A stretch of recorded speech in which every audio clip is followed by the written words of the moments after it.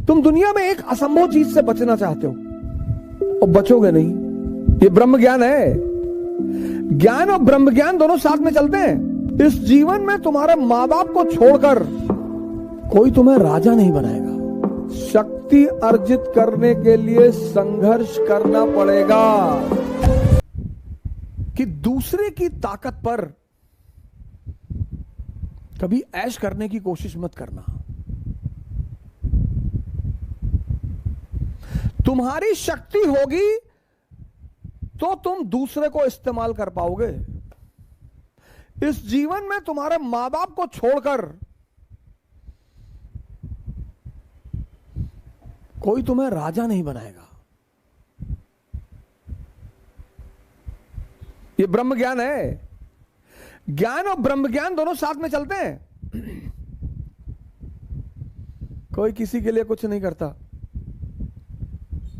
सब अपने लिए करते हैं। लेकिन जो दुनिया के सबसे स्मार्ट माइंड हैं वो कहते हैं हम तुम्हारे लिए कर रहे हैं। तुमको अपनी लड़ाई खुद ही लड़नी पड़ेगी, भले तुम्हारी दोस्ती भगवान से क्यों ना हो।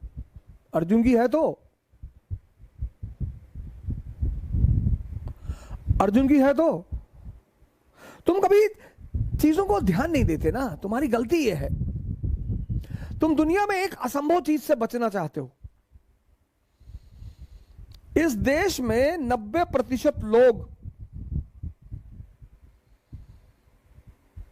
एक चीज से बचना चाहते हैं, संघर्ष से, और बचोगे नहीं। राहुल गांधी जी बच गए थे,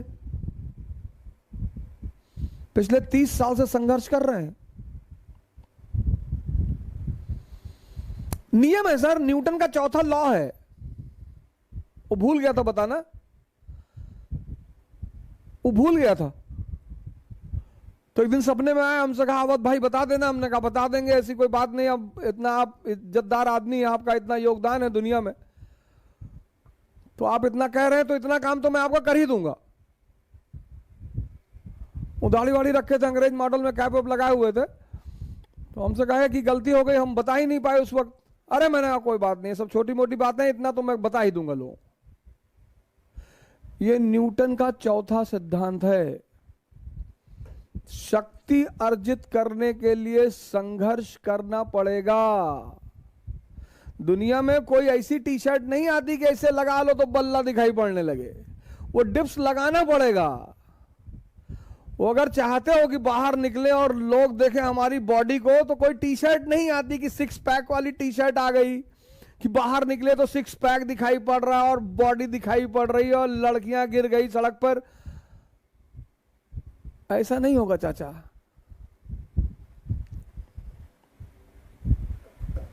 दुनिया में एक ही आदमी है जिसने बिना मरे जन्नत देखने की कोशिश की है, त्रिशंकु।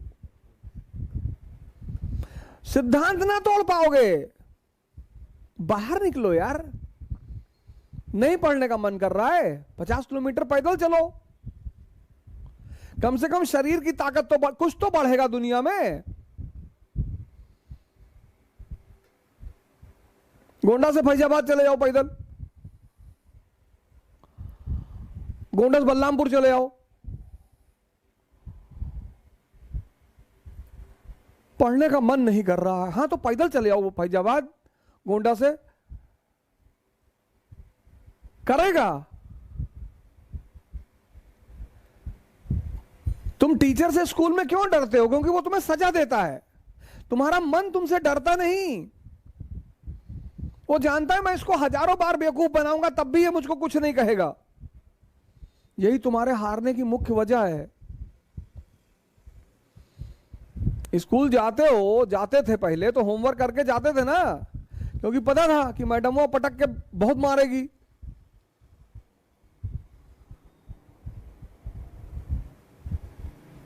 कैसे रोते थे टीचर के सामने कि मैडम जी रात में लाइट नहीं थी और लाइट कट गई, फिर हम होमवर्क नहीं कर पाए मैडम जी। तब पर भी मारती थी पटक के। हम तो कई बार पीटे गए हैं। डरते थे ना। तुम्हारा मन तुमसे डरता ही नहीं। भाई तुमको एक बार कोई बेवकूफ बनाएगा तुम छोड़ दोगे, 2 बार बनाएगा छोड़ दोगे, तो फिर वो लगातार बनाने लगेगा तुमको। वही तुम्हारा मन तुम्हारे साथ कर रहा है, तुमको लगातार बेवकूफ बना रहा है। आज अम्मा बीमार ही, काल भैंस भाग के रही, परसों पानी गिरत है, पकौड़ी खाए के मन करत है, बुआ के यहां जाएगा, तब क्यों रो रहे हो?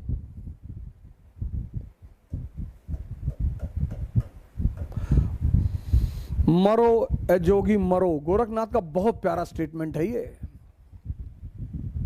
मरो ए जोगी मरो।